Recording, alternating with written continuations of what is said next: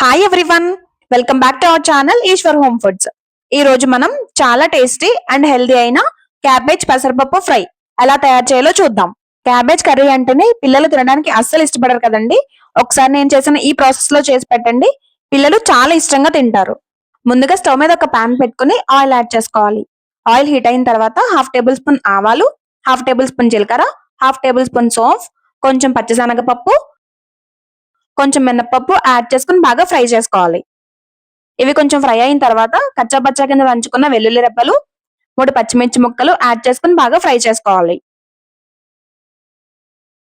ఇవి కొంచెం వేగిన తర్వాత ఒక గుప్పెడు కరివేపాకు రెబ్బలు యాడ్ చేసుకుని మళ్ళీ ఫ్రై చేసుకోవాలి. 2 ఎండుమిర్చిని చిన్న చిన్న ముక్కల కింద కట్ చేసుకుని యాడ్ చేసుకుని ఫ్రై చేసుకోవాలి. ఇవన్నీ బాగా ఫ్రై అయిన తర్వాత ఒక మీడియం సైజ్ ఆనియన్ ని ఇలా స్లైసెస్ కింద కట్ చేసుకుని యాడ్ చేసుకుని బాగా ఫ్రై చేసుకోవాలి. ఆనియన్స్ ని మధ్య మధ్యలో కలుపుతూ మరి కాస్త ఫ్రై చేసుకోవాలి. ఇప్పుడు మనం ముందుగా చిన్న చిన్న ముక్కల కింద కట్ చేసుకుని శుభ్రంగా వాష్ చేసుకున్న క్యాబేజీని యాడ్ చేసుకుని బాగా ఫ్రై చేసుకోవాలి. మూత పెట్టుకుని ఒక 5 మినిట్స్ మగ్గించుకుందాం. 5 మినిట్స్ మగ్గిన తర్వాత క్యాబేజ్ నుంచి కొంచెం వాటర్ రిలీజ్ అవుతుంది.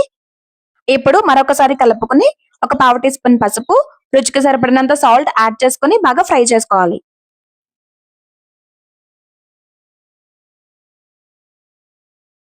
మరి కాస్త మగ్గిన తర్వాత 1 టేబుల్ స్పూన్ అల్లం వెల్లుల్లి పేస్ట్ యాడ్ చేసుకుని మరొకసారి బాగా కలుపుకోవాలి. ఇప్పుడు మనం 1 అవర్ పాటు నానబెట్టుకుని శుభ్రంగా వాష్ చేసుకున్న పెసరపప్పును యాడ్ చేసుకుని ఫ్రై చేసుకోవాలి. 1 table spoon red chilli powder, 1 table spoon garam masala add చేసుకుని బాగా ఫ్రై చేసుకోవాలి. అంతేనండి, చాలా సింపుల్ గా ఎంతో రుచికరమైన ఈ క్యాబేజ్ పెసరపప్పు ఫ్రై రెడీ అయిపోయింది. కొంచెం కొత్తిమీర యాడ్ చేసుకుని స్టవ్ ఆఫ్ చేసుకుంటే మన క్యాబేజ్ పెసరపప్పు ఫ్రై రెడీ. మీరు కూడా ఒకసారి ట్రై చేసి ఎలా కుదిరిందో కామెంట్ చేయండి. మీకు ఈ వీడియో నచ్చినట్లయితే ఒక లైక్ చేయండి.